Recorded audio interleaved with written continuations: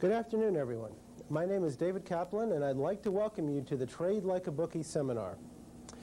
I've been an option trader for 12 years, and the reason that I originally picked option trading as my profession because it allows me to do what I do best, and that is cheetah trading. Now that sounds cute, but actually you don't want to do anything if you really have to play by the rules, and that's how I felt about trading. I was a poker player for many, many years when I went through high school and college, and I found that by using mathematics and probability, I could have the odds greatly in my favor in the poker game. Option trading is very similar, and that's why we call it trading like a bookie.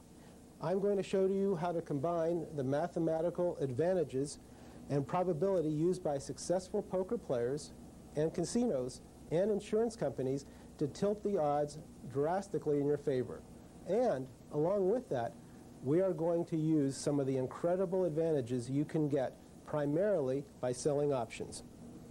Now, you've all heard that options are very difficult and complicated to use, and that there's a lot of hypothetical formulas and deltas and gammas. Well, we're not going to use any of that today. We're going to get down to the real practical stuff and find out what works and what doesn't, and we're going to concentrate on the bottom line of making money without having to accurately predict market direction. Now we're going to have some rules in our seminar today. And number one, if you don't understand anything, raise your hand. I'll be more than happy to answer your question. Number two, we are not going to have any formulas or hypothetical problems. It's all going to be real world. It's not going to be any theories. We're going to talk about practical, usable trading ideas. And this seminar is for you. It's not for me to stand up here and tell you how much I know. This is for you to understand. So if there is any reason that you don't understand anything that I present, either raise your hand or call our office afterwards, and either myself or one of the other option strategists will be more than happy to help you. Okay. First thing I'd like to share with you is, since I just told you that I was a poker player for many years before becoming an option trader, are some of the similarities that I've found in playing poker and in trading. First of all, in poker, one of the first rules that you find in playing poker is you don't chase bad hands. Now, how is that similar to trade? In trading, you want to only trade when the odds are distinctly in your favor. In other words, you don't want to guess about where the market's going. You don't want to get into situations where you can lose a lot of money. If the market is, for example, the market is a very volatile market and a report is coming out, do you want to have a long or short position in that market and guess which way the market may go? I would prefer not to. I'd prefer to wait until a time when I have the odds distinctly in my favor. With options, you can do that because, as we are going to discuss, quite often options are mispriced. And we'll talk about the reasons that they're mispriced also. Okay, secondly, in poker, you bet very strongly when you have a good hand to maximize your winnings. Same thing occurs in trading. When you have the odds distinctly in your favor, you're going to want to increase the bets. You're going to want to add positions. So same rules apply in poker as they do in trading again. Okay, third is you want to evaluate your hand to determine the probability of winning. And you're going to see how in trading we do exactly the same thing.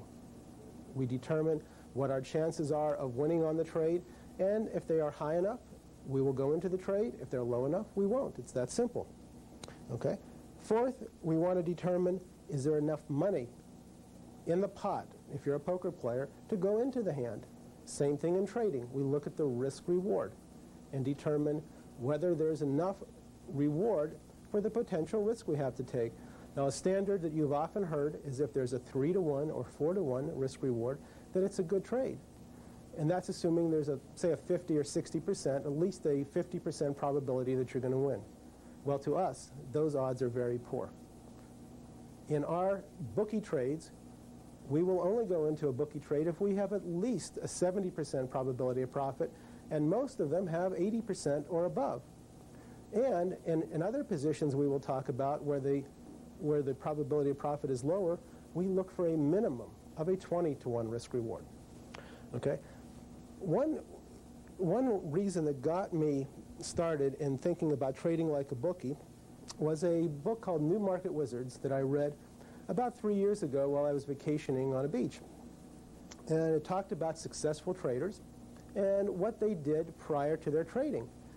And I was shocked as I read about trader after trader who was either professional gambler, a bridge player, a poker player, a blackjack expert. They talked about 20 different traders, and I would say 12 or 15 of them were some type of professional gamblers. And I thought to myself, well, is this something that is just coincidental? And I did more research and found no, that it wasn't. And as I just went over the differences and similarities between gamblers and traders, I found that many other great traders were also professional card players, such as Vic Sperando, Blair Hull. Those are just a few names of people that come to